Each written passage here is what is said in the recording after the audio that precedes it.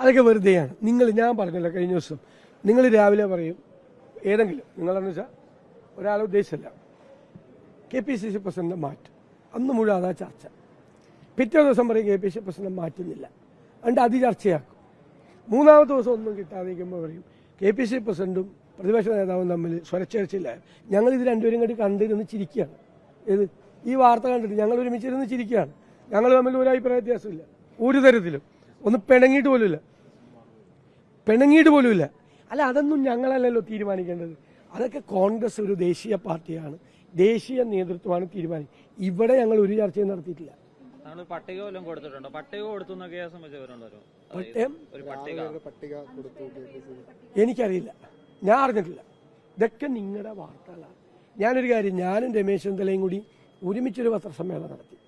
ബ്രൂവറിയെക്കുറിച്ചും PP കിറ്റിനെ കുറിച്ചും 3 പ്രധാനപ്പെട്ട അഴിമതികൾ വന്നു.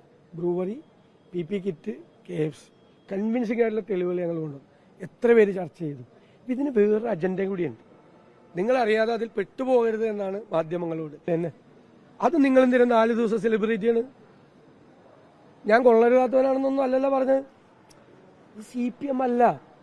എനിക്കെതിരെ വിമർശനം ഉണ്ടാവും പാർട്ടിയിൽ. ഞാൻ ഇതിനു മുമ്പുള്ള നേതാക്കന്മാരെ പാർട്ടിക്കകത്ത് വിമർശിച്ചിട്ടുണ്ട്. അത് നിങ്ങൾ 4 ദിവസം സെലിബ്രേറ്റ് ചെയ്തപ്പോൾ പോയത് എന്താ? ബ്രൂവറിയും പോയി, PP കിറ്റും പോയി, KFCയും പോയി. ആരാ ജയിച്ചത്? അജണ്ട മാറ്റാൻ, നിങ്ങളുടെ അജണ്ട മാറ്റാൻ വേണ്ടിയിട്ടാണ് നിങ്ങൾക്ക് ഈ ഫീഡിങ്സ് കംപ്ലീറ്റ് കിട്ടുന്നത്. അപ്പോൾ എനിക്ക് നിങ്ങളോട് പരാതിയില്ല, പരിഭവമുണ്ട്. പരാതിയില്ല. അങ്ങനെ ഒരു പട്ടികയില്ലെന്ന് ഞാൻ അറിഞ്ഞിട്ടില്ല. ഞാൻ അറിയാതെ പട്ടിക പോവുക കേരളത്തിൽ നിന്ന് പോവോ എന്ന് വിചാരിക്കണ്ട.